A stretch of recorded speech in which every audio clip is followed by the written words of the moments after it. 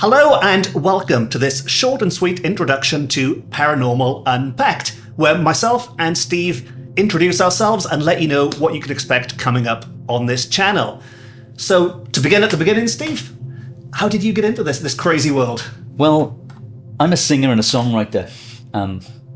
That's what I do in real life. But ever since a kid, I've been really interested in high strangeness, the paranormal, UFOs, cryptids, anything kind of strange. And when I was thinking about it last night, prior to this conversation, I thought, what was the kind of first thing that got me interested?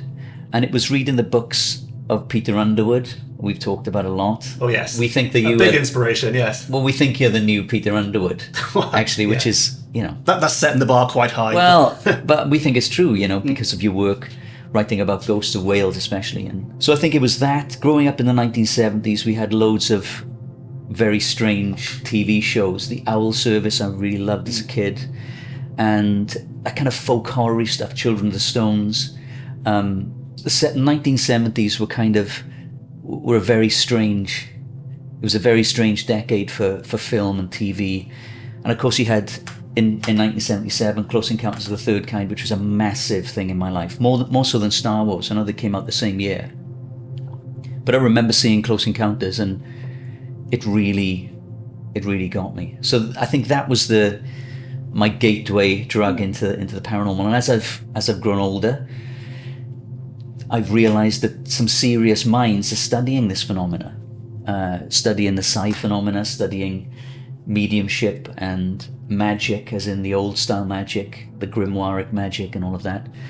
So as I've grown up, I've realized that this is a serious pursuit for some people. So I've just looked into lots of things, and I've sat in circle. I went as a skeptic to a mediumship circle, but ended up staying for a couple of years, and really trying to, and I went in not really knowing what to expect, but came out an absolute believer in that there is something that we can contact, if you like, the other, whatever that is. So yeah, so that was what about yourself? How did you get into it?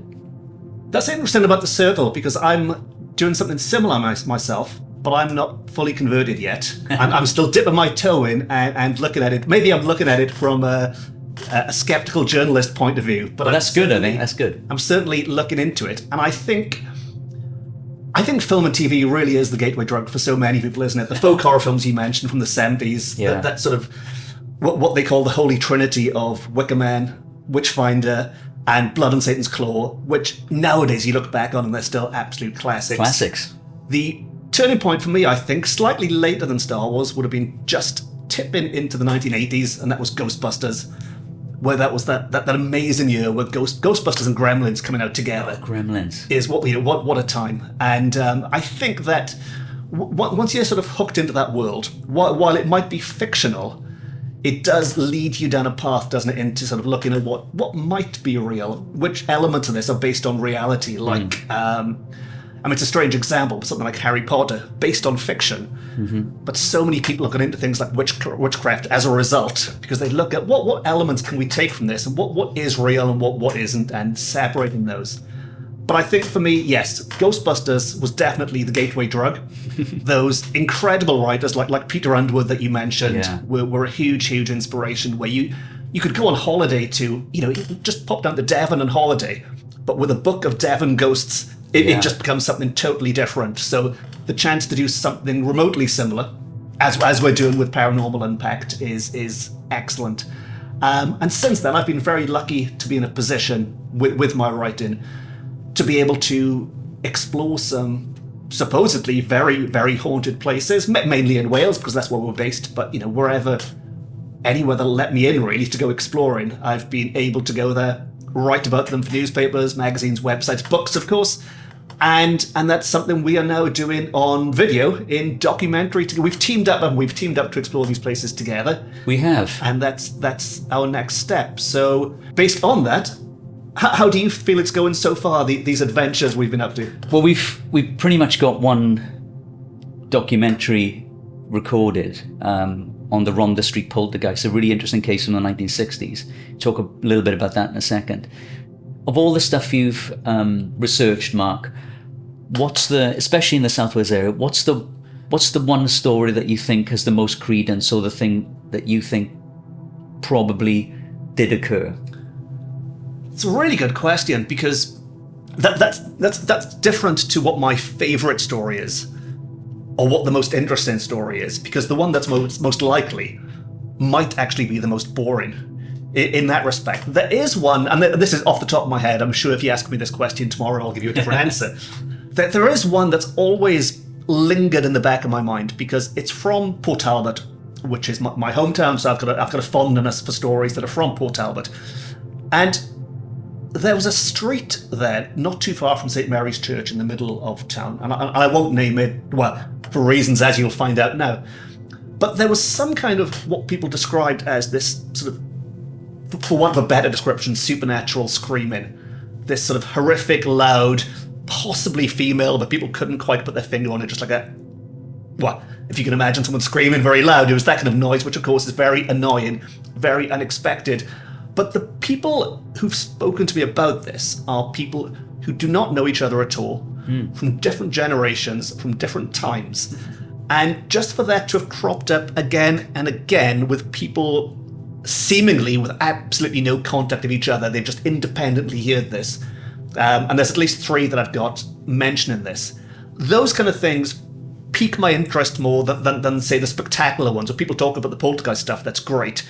But if it's one person's word, how much can you take from it? When you've got independent people from different times, that makes it a bit more interesting. So maybe the screaming street in Port Talbot should be a future episode for us. There was another one down, I think, Ammanford Way, where a guy in a house was reporting hearing screams from deep underground. So, and if I remember rightly, it was built on some mine shafts and something like that. So there could have been, but people heard traffic underneath the ground and all sorts. Yes. So it's a very, very similar. I think the difference is that in Port Talbot, people think this is some kind of supernatural thing. In Ammanford, if I'm thinking of the right one, people believed there was more of some kind of a conspiracy going on then. There was underground living tunnels. People doing something down there. Yeah. But both mysterious and both on our radar, I guess, aren't they? And, so which is your favourite story, Mark?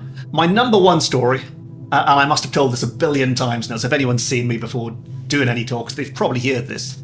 But it's what I call the Scooby-Doo story. And it goes back to my very first book, which was called Ghosts of Wales, Accounts from the Victorian Archives. And I remember back then, I had to try and convince my publisher to publish this. I mean, nowadays it's different, I've published a few of them, but at the time I had to convince them to publish my first ghost book. And I said, look, some of these stories, they're not just normal ghost stories. Some of them sound like an episode of a Scooby-Doo cartoon. And what I meant by that was, in the Victorian time, there was a lot of people impersonating ghosts. And of course, there was no cameras and phones and things then, so people could get away with doing things that maybe you can't get away with now. And as a result, there were criminals, real-life criminals out there, pretending to be ghosts to commit crimes and things. So when I said, like a Scooby-Doo cartoon, what I meant was, there are bumbling criminals out there pretending to be ghosts. But I found this story from Rossett, which is up north, part of Wrexham now, part of Wrexham County Council. And Rossett, in the Victorian age, was being terrorised by a ghost. And the problem they had in Rossett is there was no outdoor lighting at the time. So when the shades of night fell, it was pretty much darkness unless you had some torch or some device of your own. And this is when this ghost was popping up and scaring people and terrifying the local population. So the locals in Rossett got wise to this. And they started, when they went out at night, to sort of keep their wits about them, ready for this ghost that might pounce at some point. And there was one man cycling home. And as he was cycling home, this ghost pops up and goes, boo. And, well, maybe that's not a quote. Maybe it doesn't. It says something. The ghost pops up and scares him. He falls off his bike. But this is back in the days when people certainly in Wrexham, were cycling around with a rifle in their pocket. Oh my God. So he pulls the gun out, points it at the ghost, and shoots. Now, by this point, the ghost has already started running off and it's scarpering. Luckily for the ghost, although maybe this is spoiling it slightly, but luckily for the ghost, that bullet does miss and goes past, and the ghost goes off into the darkness and does its usual disappearing trick.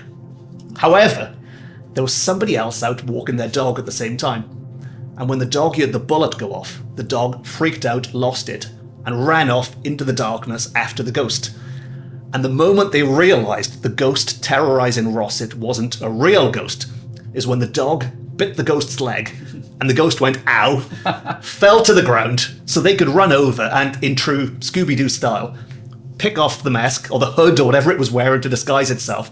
They'd found the actual criminal, and the criminal had been caught by a real-life Scooby-Doo dog that was alive and well and catching ghosts in Wales in the Victorian age. So I love that just because it lined up so nicely with my sales pitch that some of these stories sound like Scooby-Doo cartoons. Well, here is an almost literal Scooby-Doo cartoon. So that is definitely up there with one of my favourites.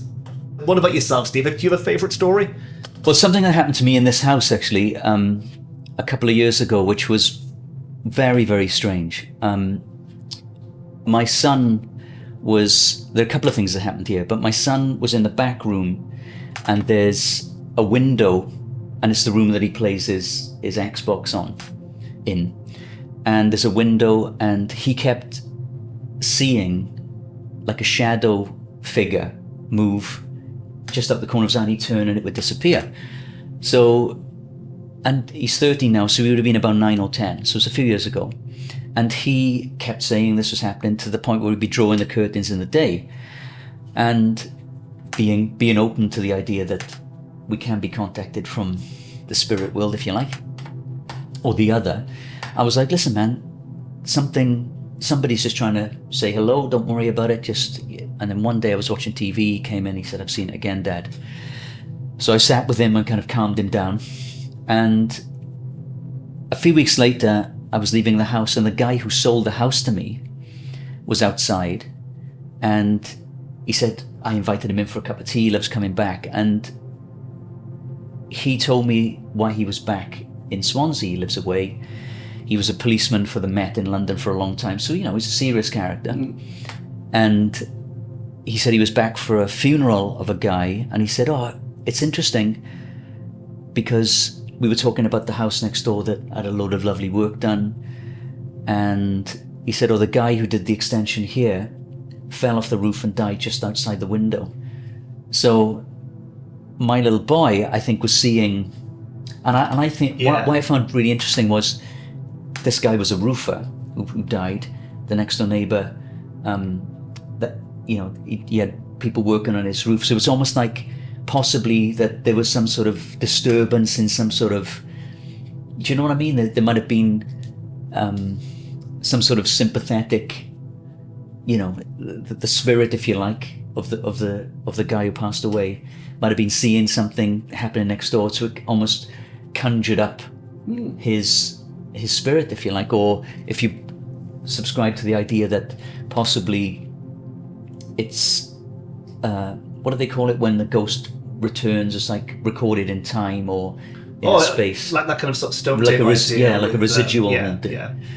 So I found that really interesting. And there was another, very briefly, I saw a few years before, I was making some music with this girl called Rosalie, and she was staying here, and she was going to be staying in my little boy's room.